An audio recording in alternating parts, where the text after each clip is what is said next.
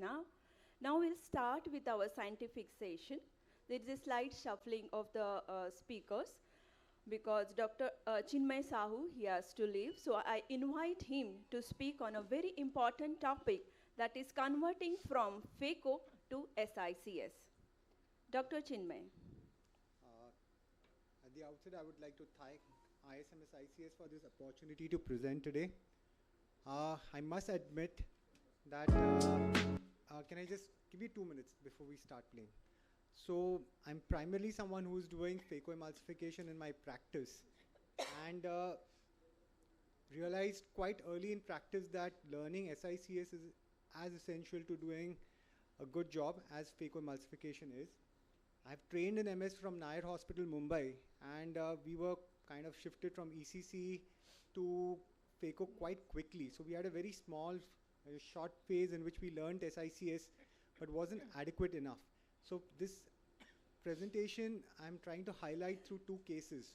One is a case where we come across very brown cataracts, and when you're trying to do a Phaco emulsification in such cataracts, depending on the machine that you're using, the energy that can be used can be quite high and land up damaging the corneal endothelium and the wound, and at times can even put pressure on the zonules and lead to, nucleus drops and PC rents. The second case is where, again, you can get trapped while doing a Phaco emulsification with rhexis issues, and how SICS can actually bail you out.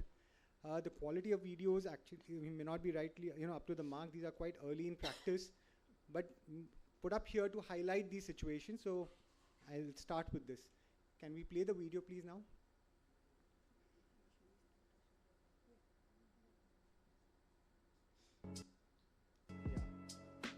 This is the first situation when we are dealing with a brown cataract.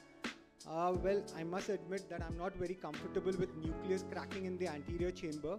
So I plan a large incision, which is roughly 1.5 millimeter from the limbus, a straight incision with scleral pockets. So here a Phaco is planned, but I have created the scleral tunnel and the pockets. Now, what I'm shown is in this particular brown cataract, because Phaco emulsification is my comfort zone, I am trying my best to see if I can go through with the Phaco. The scleral tunnel is actually helping me in this situation because the wound burn is minimal or not happening because of the design of the tunnel. One challenge when you're doing a scleral tunnel Phaco can be a shallowing of the anterior chamber, but if the wound is constructed properly, it really doesn't happen. Now, after having struggled a lot, I decided that I'm going to damage the endothelium and I should convert to the... Now here the rhexis should be large enough, because if you're trapped with a small rhexis, getting the nucleus out can be an issue. Now here I'd already done a bit of trenching, so the central core is missing. So to manipulate it is not that easy, but I find using a 26 number needle helps engage the tip of the pole, and rotating it in an anti-clockwise manner, I managed to manipulate it into the anterior chamber. Now, in my case, I'm using a visco expression and I'm depressing the tunnel using the repositor out here. So the nucleus smoothly comes out of the tunnel without any issue. So in this situation, rather than letting my ego take over and saying that I'll try to complete the case using Phaco emulsification, I decided to convert. The second situation is where, again, here I hadn't planned a scleral tunnel. I went with a clear corneal, but there was an issue with the rhexis inferiorly. I started seeing a flutter. Somewhere the rhexis, probably while I was doing the Phaco, I must have caught the edge and it got cut. So I tried trimming the edge of that rhexis and I started of the flap, and I again tried to see if I can get away doing a Phaco. But the cut edge of the capsule was getting into the Phaco probe, and there was a high chance that this would lead to a zonular dehiscence and land up with a nucleus drop. Now here what I did was, instead of extending the clear corneal tunnel to an ECC kind of, I have created a scleral tunnel going behind and creating a deeper plane. It's a little controversial that whether this can really work, but I have found that this works quite in 3-4 situations that I've landed up with, where I've created again a scleral incision, created a deeper plane, created the pockets, and you can actually use that scleral tunnel and make an entry into the anterior chamber. Before that, again, we have to manipulate the lens out. It's very important that we do not, lead to cause a problem with the capsule and extend it. So visualizing the nucleus edge properly and lifting it out of the bag is quite critical. And now you can see that I'm depressing the scleral tunnel, and the clear corneal tunnel is the way it was. And the nucleus has come out. Now, one of the reasons for doing this is that I believe this would lead to lesser astigmatism, rather than extending the clear corneal tunnel at that point and then, trying to suture it up. Here also I have had to suture because I wasn't very comfortable with whether, this would remain secure, but a couple of interrupted sutures have worked in this particular case. So these are two short videos basically to show that SICS is an extremely important part of our armamentarium, and even if we might be doing high volume phaco surgeries, knowing to do a good SICS can bail us out of very tough situations. Thank you for this short talk. Thank you very much, Dr. Chinmay. Yeah. One or two question or comment quickly, and the final discussion we'll take at the end of the session. Anyone has a comment? Actually, the larger the rexus in an SICS, it works better.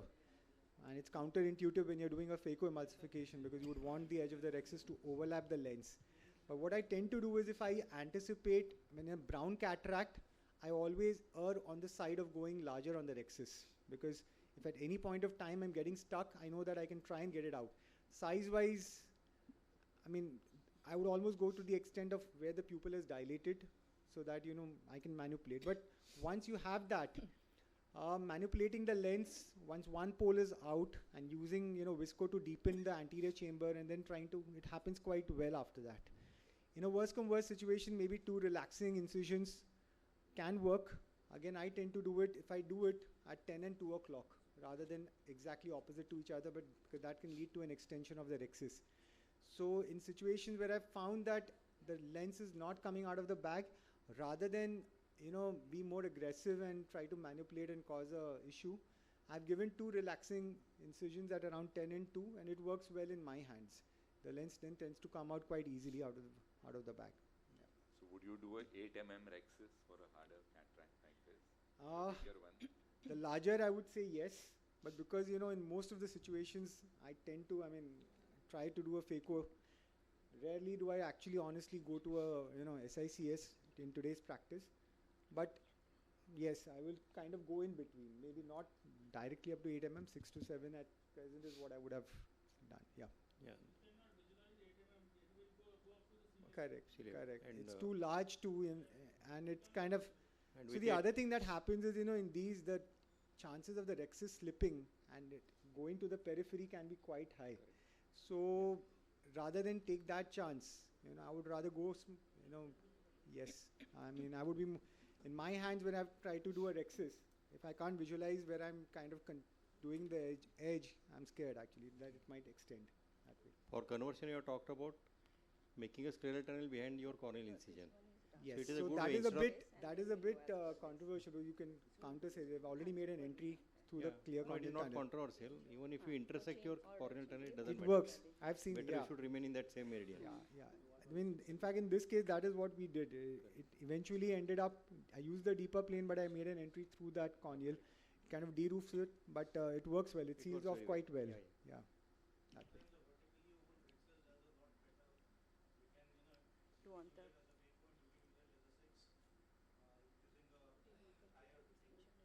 Correct. Yeah.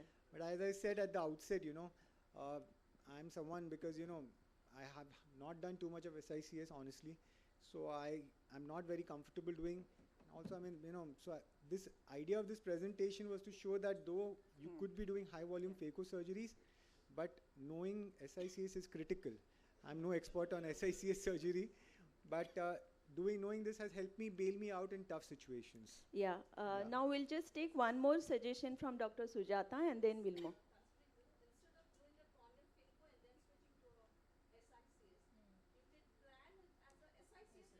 which is what I showed Yeah, in the he first has shown video. in the first, yeah.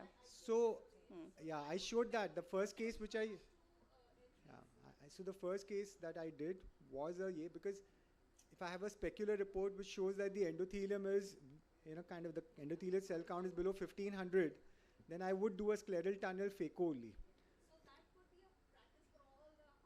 Correct.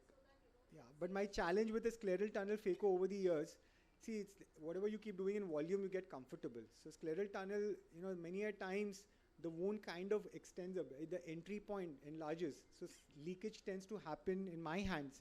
No, I'm not saying that that's the case, but I'm just saying that that's been the situation. So I've had to use more and more visco to maintain the anterior chamber. Whereas I'm someone who uses very minimal when I do my phaco surgeries. I absolutely agree with you that it's far safer to do a scleral tunnel phaco and plan it accordingly. Yeah, that's why the first video was for that. Yeah, Alright. that was a Thank good you. discussion. Thank you, Dr.